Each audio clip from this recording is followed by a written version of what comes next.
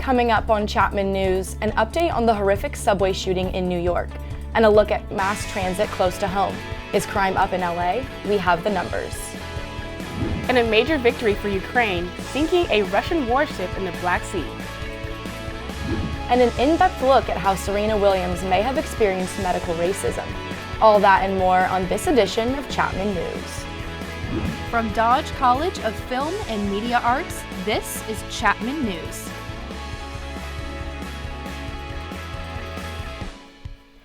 Good afternoon and welcome to this week's edition of Chapman News. I'm Promise Johnson. And I'm Claire Weber.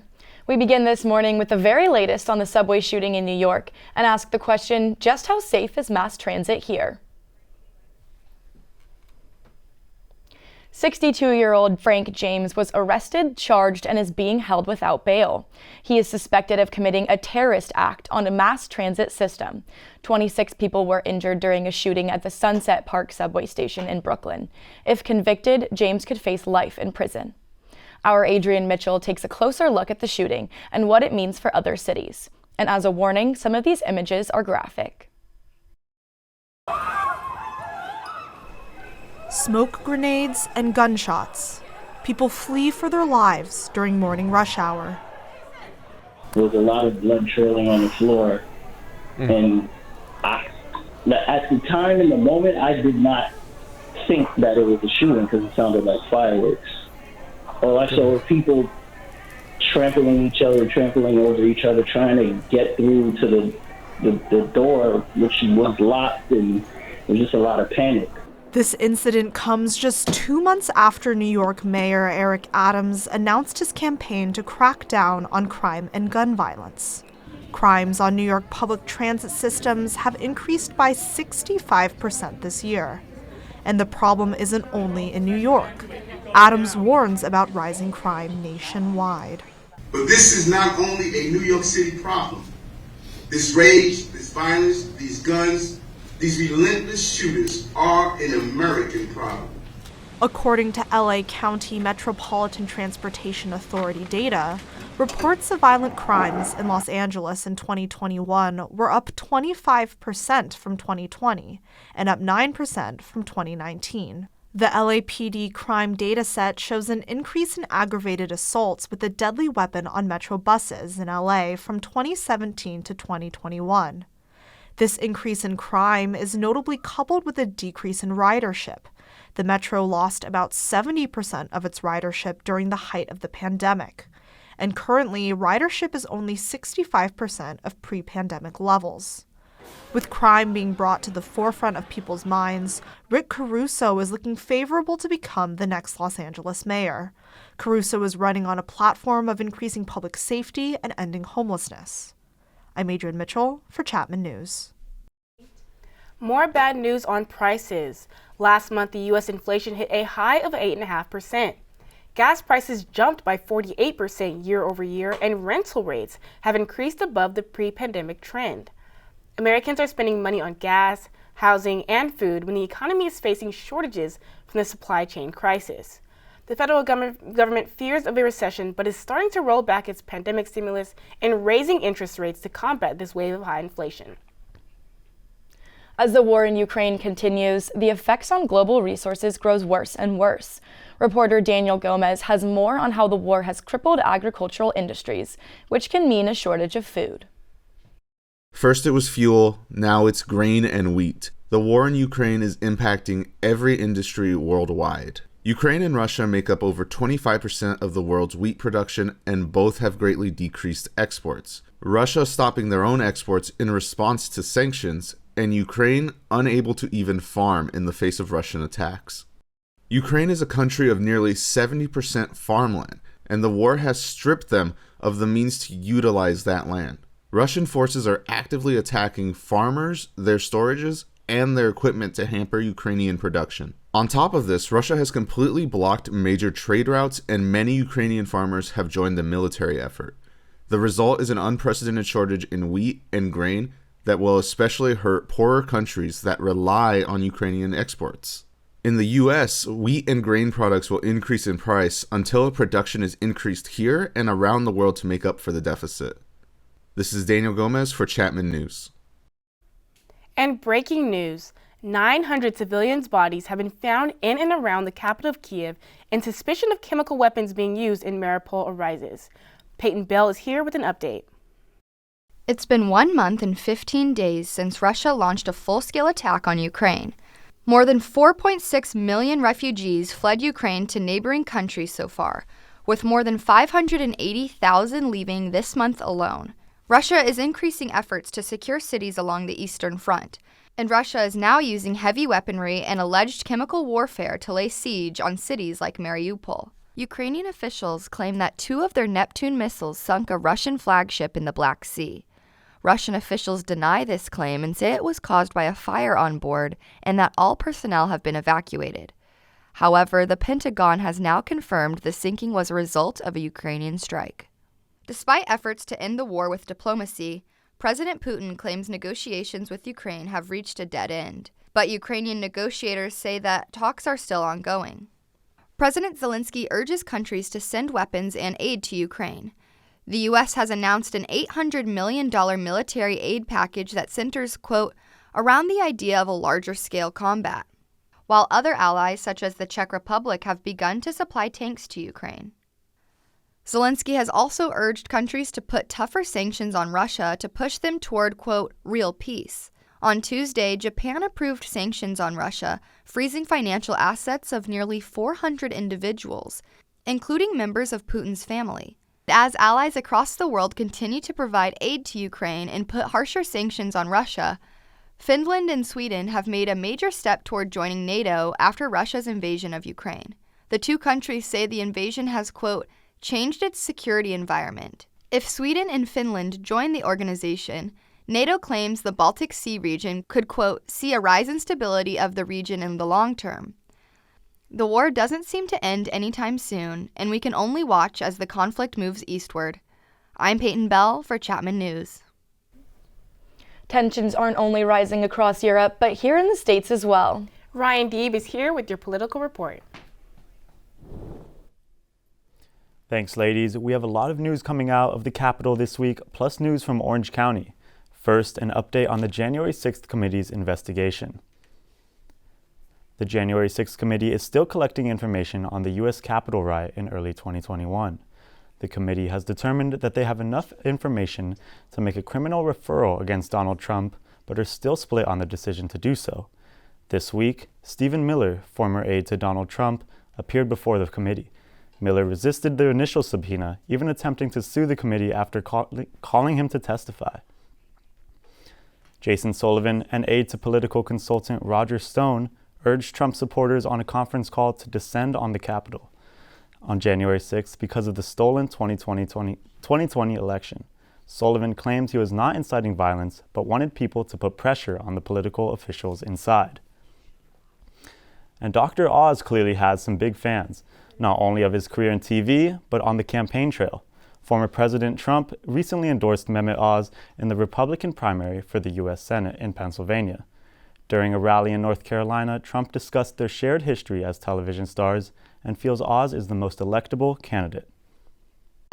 Great guy, good man, Harvard educated, tremendous career, and they liked him for a long time. That's like a poll. You know, when you're in television for 18 years, that's like a poll. That means people like you, but he's a great guy. Now, on to political news in Orange County. Edgar Lamas and Carlos Regoza Paredes were charged with having enough fentanyl to kill nearly 5 million people. After pulling over the 2 men in a minivan, Buena Park police found 20 pounds of fentanyl, more than 800 pounds of meth, and nearly 200 pounds of cocaine. Buena Park police say this is their biggest drug bust in 16 years. The Placentia Yorba Linda School Board is banning critical race theory from being taught in classrooms, making them the first board in Orange County to do so. Critical race theory teaches racism is not merely the product of individual bias or prejudice, but embedded in legal systems and policies. The Placentia and Yorba Linda ban is in effect starting now in K-12 schools. And that concludes your political update for the week. Back to you, Promise. Have you seen more cats in your neighborhood? We'll have more on how feral cats are taking over Orange County. Traveling for Easter Sunday? Don't ditch that face mask. Haley Montez has the latest updates on mask mandates for planes after the break.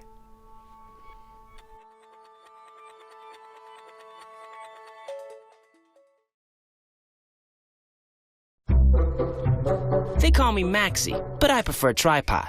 I was your above-average four-legged homie, and then wham, bam, minivan. Some people pity me. Now that's lame. I still run, fetch, and swim. And the ladies love me. I'm the ultimate wingman. Just don't ask me to high five.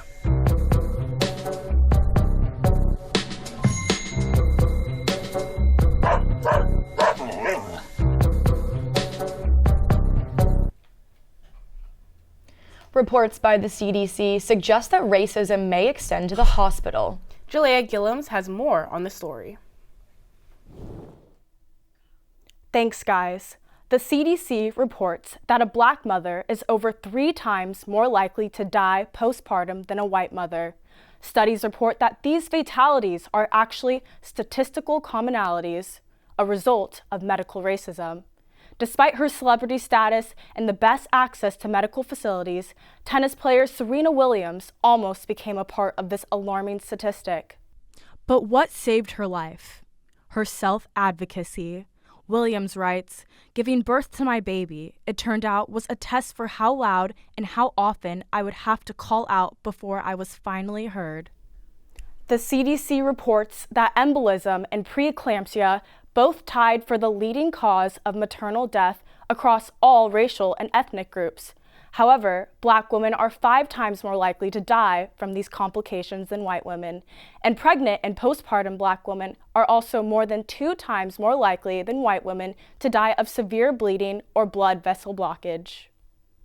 Williams suffered from a postpartum blood clot and says nurses ignored her pain. It hurts so bad. It hurts so bad. She writes, "Many of these deaths are considered by experts to be preventable.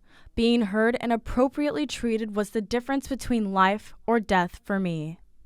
Traditionally, even dating back to slavery, where Black women were used for experiments, used in gynecology for experimentation, for hysterectomies, without anesthesia in many cases. So that dates back, where the mentality of some is that you have a higher pain threshold. You are not as sick or in as much pain as maybe some of your other counterparts. And so the tragedy of that is when you have something major going on, then no one hears you, no one's listening to you. And it's real. As a mother, I'm concerned about the health and the safety of my children. As a woman, I'm also concerned that my health is not taken seriously and is marginalized.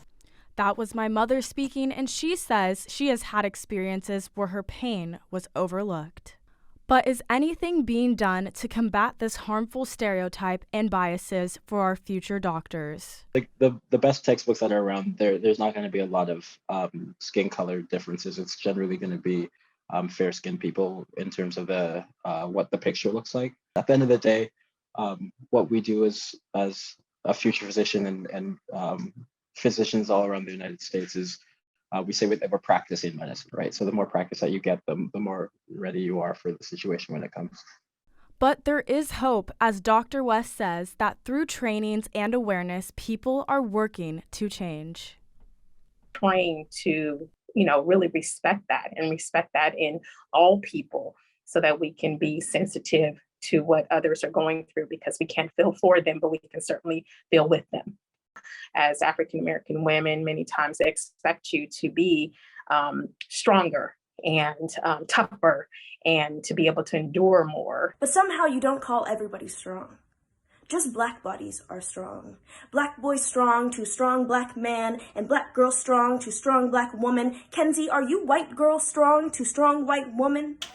Or do you cry when you want to? Because you can. My baby is my joy and my light, and when she grows up, I don't want anything to happen to her. And when you say, and you may be at that point, but when you say, hey, I need help, many times it falls on deaf ears. I'm Jalea Gillums. Back to you at the desk. Thank you, Jalea. The COVID health emergency has been extended for 90 days, and it might be for the last time. We have Haley Montez with more COVID updates. Thanks, ladies. It's Easter weekend, and if you're planning on flying in the U.S. and hiding Easter eggs, you might still need to wear a mask. While major airlines have asked President Biden to release mask restrictions, it seems as though the Biden administration will continue to require masks on public transportation until May 3rd. Philadelphia is now the first major city to reimpose an indoor face mask mandate due to the rising COVID cases. The requirement will begin on April 18th, and the city's health commissioner, Cheryl Bedegal, says that she wishes the pandemic was over as much as any of you. The FDA authorizes its first COVID breath test for emergency use. The test spots COVID chemical compounds and shows results in less than 3 minutes. The U.S. State Department issued a travel advisory for Americans to leave Shanghai due to the rising cases in China. The advisory came after China reached its second week of lockdown. Local residents struggled to deal with the harsh restrictions that in China enforced. China reported a total of 26,000 cases per day as its zero-COVID strategy failed to fight against the BA.2 subvariant. That's all for this week's COVID report. Back to you at the desk.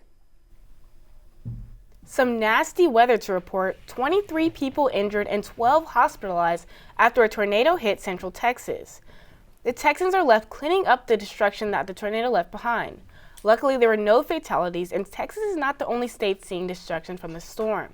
Central U.S. has also been in the storm's eye, as well as Mississippi, Arkansas, and Kentucky have also been affected by these tornadoes and harsh storms. The Storm Prediction Center states that the storm seems to be moving to the northeast. With more weather here at home, we have Adrienne Mitchell in the Weather Center. Adrienne? Thanks, ladies. California is in a severe drought. The statewide snowpack is only 38% of the average, and California's reservoir storage is only 48% full. Snow water content usually peaks April 1st, but this year it peaked in mid-January. So what can you do? Reduce outdoor watering by using native plants, install a drip irrigation system, and fix leaks. Washing full loads of clothes can save 15 to 45 gallons per load, and using a full dishwasher can save 5 to 15 gallons per load. Now onto your weather forecast. Here in Orange, it's significantly cooler than last week. At 71 degrees, I'd recommend putting on a light jacket and going out to enjoy the sunshine. Onto our national forecast. In Starbucks' birthplace, it's a high of 51 degrees. Perfect weather for a hot latte. Over in my hometown of San Francisco, it's looking a bit chilly on the Golden Gate Bridge with a high of 58 degrees. But over in Las Vegas, I'm placing bets it's t-shirt weather with a high at a warm 81 degrees. Moving east to Denver, where it's exactly 1 mile above sea level, the high is at a cool 66 degrees. Down in Austin, home of the largest urban bat population, it's pretty hot with a high of 86 degrees. Up north in Minneapolis, where Scotch tape was invented, you better bundle up because the high is at a very cold 37 degrees. In Chicago, the birthplace of the brownie, it's pretty chilly with a high of 51 degrees. In New York, Lady Liberty is staying cool with a high of 68 degrees. In Biden's backyard, it's a moderate 71 degrees. In Atlanta, home of the world's largest drive-in, the high is a very pleasant 77 degrees. And finally in Miami, Burger King's homeland, it's very warm at 81 degrees, but expect it to rain. Moving on to your Orange County forecast, Westminster, Orange, and Mission Viejo are all sporting a high in the low 70s. Irvine, Newport Beach, and Laguna Beach are all in the high 60s, and San Clemente is the coolest at 63 degrees. Now onto your Orange 7-day forecast. You can expect highs throughout the week to be in the 70s and lows to stay in the 50s. The hottest day of the week peaks on Monday at 77 degrees before cooling back down to 74 degrees on Thursday. I'm Adrienne Mitchell, and this has been your weather forecast. Angel Stadium, more like Panthers Stadium. Did Tiger win the Masters? This and more coming up in sports.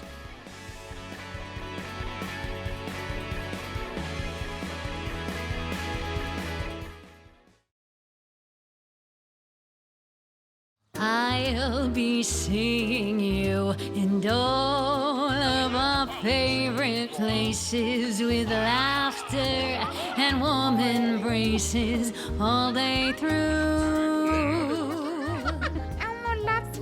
love you too. With free COVID-19 vaccines, sunnier days are ahead. Visit getvaccineanswers.org. I'll be seeing you.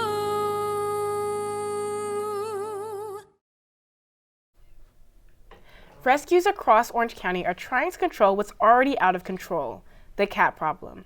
There's an increase in cat colonies all over OC. Barbara Fox has more on how volunteers across OC are teaming up to help save one cat at a time. This might be your cat, greeting you with a cute meow as a treasured member of your family. But outside, it's a different story. The cats you find outside your home are most likely feral and have little to no human contact. They find people frightening. You hear the hissing and growling? That's Mama. This is Courtney. She hunts and rescues feral and stray cats, offering her help through social media platforms like Instagram. She's known as the Kitty Connect and offers help to neuter and spay cats. When California went on pause due to COVID, many shelters in OC stopped their low-cost spay and neuter programs. Us independent trappers are taking cats to LA, Riverside, San Diego, just to find programs that are helping us trap, neuter, and release these cats. Now you have feral cats everywhere, meaning they're breeding like crazy. Orange County Animal Services estimates over 93,000 outdoor cats. You can go in Orange County on almost every block, every alley, and you're going to find a colony. The Kitty Connect is trying to control the cat population, bring it back down through a program called TNR, Trap, Neuter, and Return. If cats are not fixed, they can have up to 6 to 10 litters a year, meaning they can produce over 50 baby kittens. Courtney says there is just not enough resources for the animals to survive, many spreading diseases to one another. It's not easy to trap feral cats. Sometimes it takes all night. First, Courtney puts fresh food in the trap in order to catch them. She also lays down a pee pad so they can use the bathroom on their journey to get neutered or spayed. Then she lays a blanket over the trap so the cats don't feel scared. Hopefully they're hungry. And not just feral cats need help. Courtney says a lot of people adopted house cats during the pandemic, but realized they couldn't take care of them. Once they realized it costed money to have a pet and it was a lot of time to have a pet, they kicked these pets out, and those pets have reproduced. Courtney says some people try to surrender domesticated cats to the shelter, but it is too expensive, $300 or more per animal. We need more government-funded programs or low-cost clinics. But that is not always possible, which is why Courtney is forced to do it on her own. If you find a feral or stray cat in your community, contact the Kitty Connect on Instagram. For Chapman News, I'm Barbara Fox. If anyone at home sees a cat with a tipped ear like the one behind us, it's already spayed and neutered and it can be left alone. Speaking of cats, Tiger Woods had a remarkable comeback at the 2022 Masters tournament this past weekend. After 17 months away from the game, while recovering from a nearly fatal car accident in 2021, Woods shocked many by making the cut last Friday to continue play in the Augusta National. Despite finishing 13 over, his worst score in Masters history, Woods walked off the course to a standing ovation from spectators, showing his play meant more than just golf. With more on sports is Kyle Carr.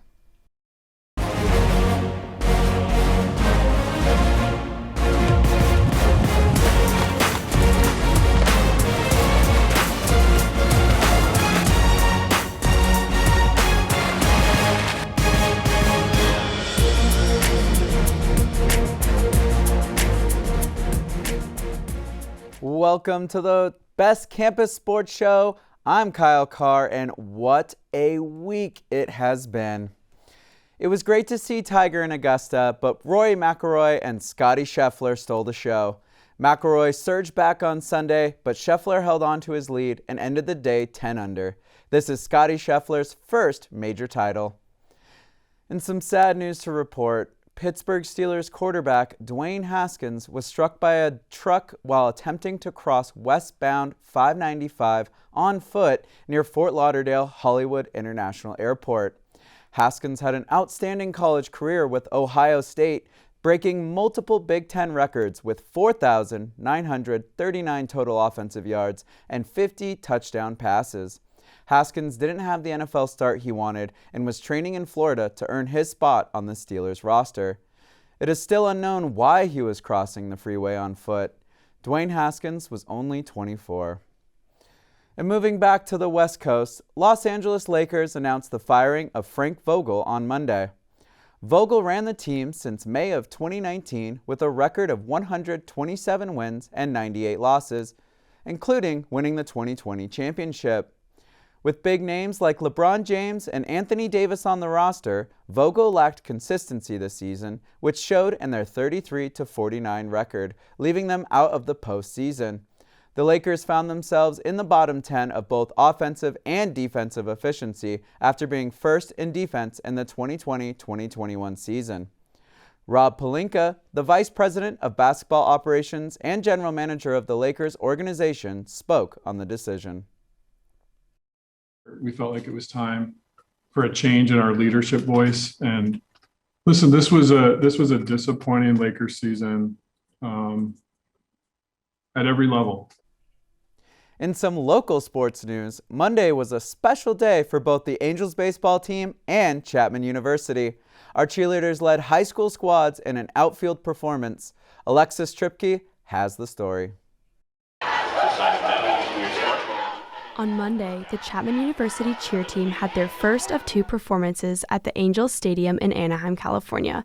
A spectacle of this scale is not a walk in the ballpark. Leading 7 high school squads calls for a lot of preparation and coordination from all parties. Incoming captain Kendall Hudson reflected on what it means to be performing at a professional athletic event.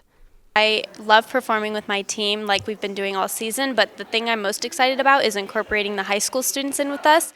The collegiate student athletes weren't the only ones ready to show their spirit in the outfield performance. High schoolers from Los Angeles and Orange County were ready to work with Chapman's squad and fellow students. I think that it's very fun just to see all these schools dance and just to perform in general in front of a lot of people. I'm really excited to perform, but also just to watch baseball. Baseball is my favorite sport. The pregame performance anticipation was at a high as the cheerleaders were led under the stands, on deck, ready to dance. Honestly, I'm feeling pretty nervous, but I'm super excited. I've never done this before, and I'm really looking forward to it, and I'm sure all these girls are going to do great, and I have a lot of confidence in everybody here. Outgoing captain Mimi Carr speaks for the seniors on the team as they perform for the last time and what this unique experience has meant to her and co-captain Lauren Wong. I'm just feeling a lot of gratitude right now because we didn't originally know in the beginning of the season that we were doing this. So I kind of already thought that it was the last time putting on the uniform and getting to perform. It definitely means a lot and is maybe a little bit of pressure that it's Lauren and my choreography this time. So I feel like I'm just trying to enjoy myself and being able to dance with the team. Chapman's cheer squad will be back in Anaheim April 26th with new high school teams for another pregame performance. This is Alexis Tripke for Chapman News. Buy me some peanuts and Cracker Jacks. Watching our Panthers take over the Diamond has definitely made me excited to go watch our own baseball team take on Cal Lutheran at 3 p.m. here at home. This has been your Sports Report. I'm Kyle Carr. Jennifer and Ben are tying the knot. Britney Spears is pregnant, and I'm finally not alone. Up next, your entertainment report.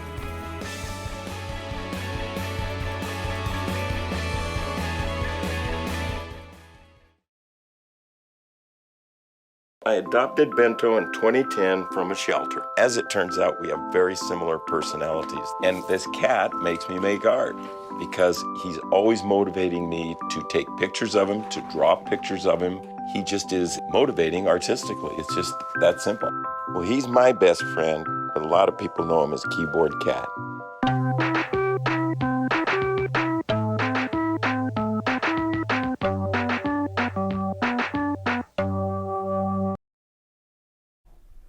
Claire, I hear one of Hollywood's most notorious couples is finally getting hitched. I hadn't heard, but I know someone who has the latest on all the Hollywood drama. Luca? Hello, Muffins. I'm Luca Evans, and I'm here to take you on another jaunt through the Hollywood Hills. Let's jump right in with some exciting Bennifer news. If you don't succeed at first, try, and try again. Last week, actor Ben Affleck proposed to Jennifer Lopez while she was taking a bubble bath. She said yes, congrats to them on their second engagement. This go-around, probably advisable to stay away from making any movies together, or this debacle could happen again. It's turkey time. Huh? They originally broke up in 2004 after an engagement. This ring now makes 6 gemstones for Lopez, enough to complete her own infinity gauntlet. Not feeling as quite as festive these days, Will Smith.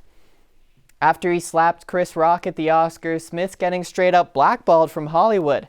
Netflix is slowing plans on an upcoming film, Fast and Loose, starring Smith. Sony is also cooling on a Bad Boys 4.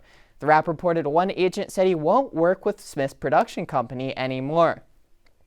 Yes, Smith slapped a man on national television, but flippin' Mel Gibson has been outwardly homophobic, racist, and anti-Semitic in the past. He's doing just fine. Louis C.K. has been widely accused of sexual misconduct and just won a Grammy for Best Comedy Album. And by the way, guess their skin color. More than a little questionable from Hollywood in this man's humble opinion. Moving on, the world of comedy suffered a major loss this week as the legendary Gilbert Gottfried died on Tuesday. Gottfried was known for his distinctive voice and unique brand of humor, carving out a long career as a stand-up comedian and voice acting in films like Aladdin. Your dad is a moron! He's a moron! You know what a moron is? That's what your dad is! Gottfried's publicist said he died of a rare genetic muscle disorder. He was 67. It's been a heck of a couple years for Britney Spears, but in some lovely news, she recently announced she was pregnant on Instagram. The pop star and partner Sam Asghari are expecting their first child together. Britney already has 2 kids with an ex-husband, as DJ Khaled would say, another one. She wrote on Instagram, quote, "I lost so much weight to go on my Maui trip only to gain it back. I thought, geez, what happened to my stomach? My husband said, no, you're food pregnant, silly. So I got a pregnancy test and, well, I'm having a baby." Britney says she will be doing yoga every day in this pregnancy while spreading, quote, joy and love. She also said sex is great when you're pregnant, so take that for what you will, I guess. I'm also hearing some rather scandalous reports that A$AP Rocky cheated on Rihanna, which if true would be one of the most heinous acts in recent memory, but a lot of sources have said it's not true and it's currently just Twitter gossip, so stay tuned next week to find out the true tea. Back to you at the desk. If someone's cheating on Rihanna, there's absolutely no hope out here for the rest of us. Whether that's true or not, men are trash. Anyway, thanks for joining us this week. Be sure to check out our YouTube page at chapmannews.tv and make sure to follow us at Chapman News. I'm Claire Weber. And I'm Promise Johnson, and we will see you next week with another episode of Chapman News.